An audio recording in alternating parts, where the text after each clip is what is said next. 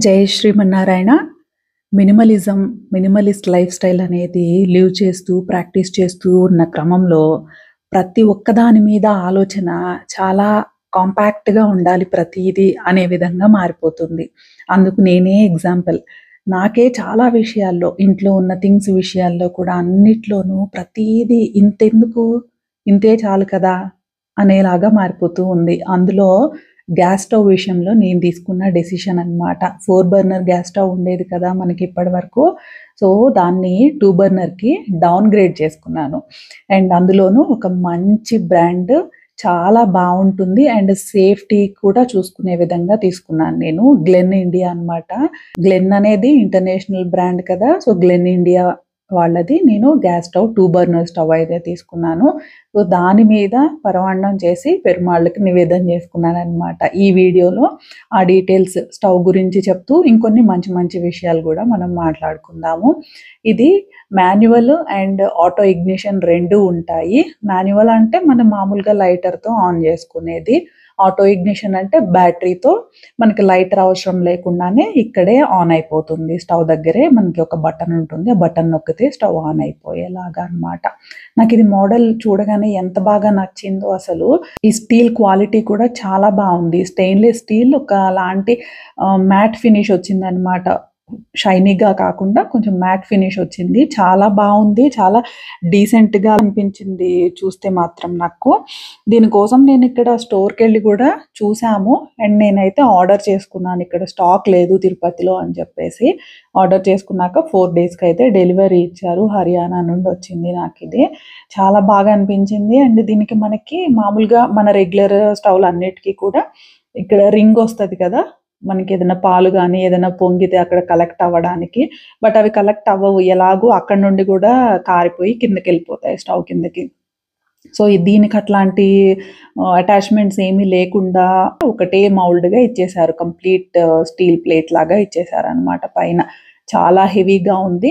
And 2 burners కదా! 2 regulator knobs ఉన్నాయి. అదేంటంటే నాబ్ పక్కకి తిప్పి బటన్ నొక్కేసామనుకోండి స్టవ్ ఆన్ అయిపోతుంది. Auto ignition. మాన్యువల్ అయినా, ఆటోకైనా డిఫరెన్స్ వచ్చేసి ఓన్లీ ఒక 800 రూపీసే ఉంది. సరే చూద్దాము ఇట్లా గూడా వాడుకుందాం సరదాగా ఉంటది అని చెప్పేసి 800 కదా డిఫరెన్స్ అని నేను ఆటో ఇగ్నిషన్ తీసుకున్నాను. సో, ఏమైందంటే మరి ప్యాకింగ్‌లో అయిందేమో గానీ ఆటో ఇగ్నిషన్ పిన్ను ఇప్పుడు పెడుతున్నాను గదా! ఈ పెద్ద బర్నర్ దానికొచ్చేసి పైన కొంచెము ఇరిగిపోయింది. చిన్న ముక్క ఇరిగిపోయి ఆ ప్యాకెట్‌లోనే ఉందన్నమాట. సో, నేను ఈ అన్బాక్సింగ్ చేస్తూనే కాల్ చేశాను కస్టమర్ సర్వీస్‌కి. ఇక్కడే ఉంటుంది స్టవ్ మీదనే నంబర్ గూడా ఉంటుంది. వెంటనే రెస్పాండ్ అయ్యారు. వితిన్ 48 అవర్స్‌లో వచ్చి కొత్త పిన్ వేస్తాము అని అన్నారు. అది చాలా చిన్న పని. అదేముండదు. ఆ పిన్ దొరికిన మనమైనా కనెక్ట్ చేసుకోవచ్చు.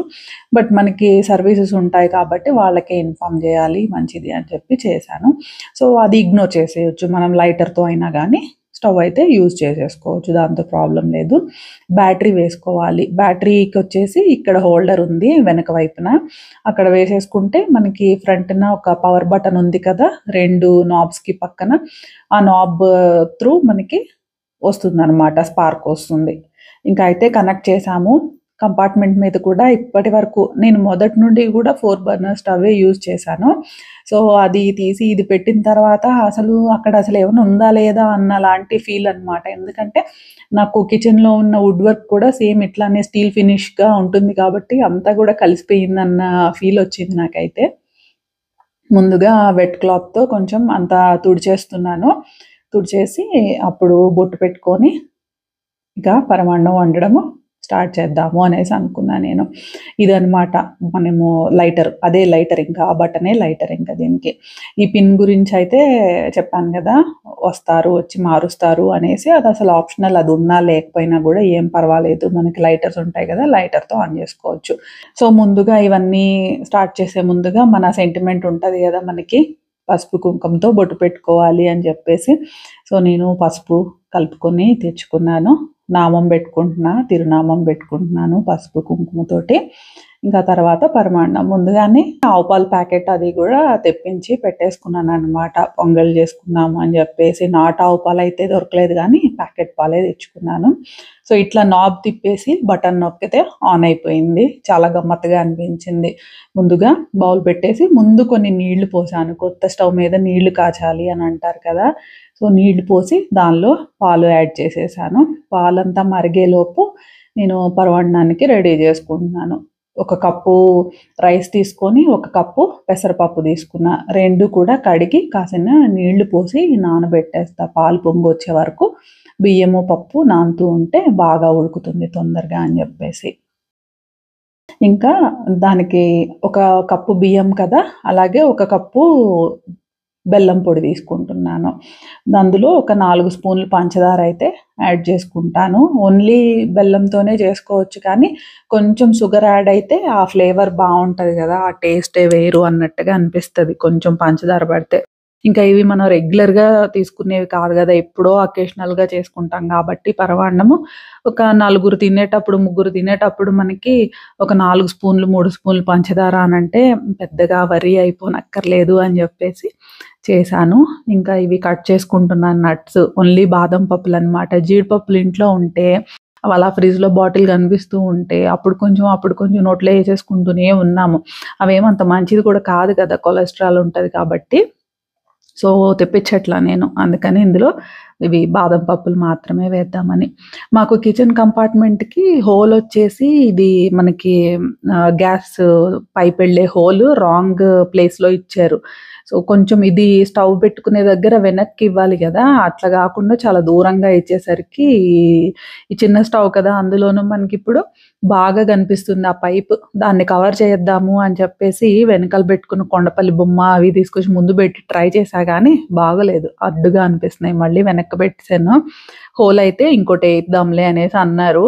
మళ్ళీ అది డబుల్ పని కదా, మనకి గ్రానైట్ కింద స్లాబ్ కూడా హోల్ పడాలి అని అంటే వాళ్ళకి ఇబ్బంది ఉంటుందో ఏమో మరి చూడాలి. వేయిస్తాను అని అయితే కంపల్సరీ వేయిద్దాము అని చెప్పారు. సో అదొకటి వేయించాక ఇంకా మనకి ఎక్కువ స్పేస్ వచ్చినట్టు ఉంటుంది నాకు కంపార్ట్మెంట్ మీద.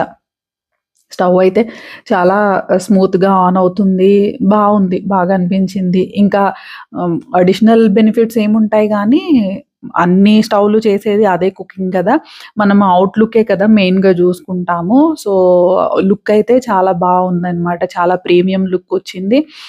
చాలా హెవీగా కూడా ఉంది, వెయిట్ కూడా బాగా ఉంది. మ్యాట్ ఫినిష్ కదా అందులోనూ, ఇంకా సో కాస్త చాలా బాగా అనిపించింది, రిచ్గా అనిపించినట్టుగా అనిపించింది అనమాట నాకు. అండ్ మెయిన్లీ నాకు కాంపాక్ట్గా ఉండాలి అనుకున్నాను. సో ఇది కాంపాక్ట్గా ఉండడంతో పాటుగా స్లీక్గా ఉంది.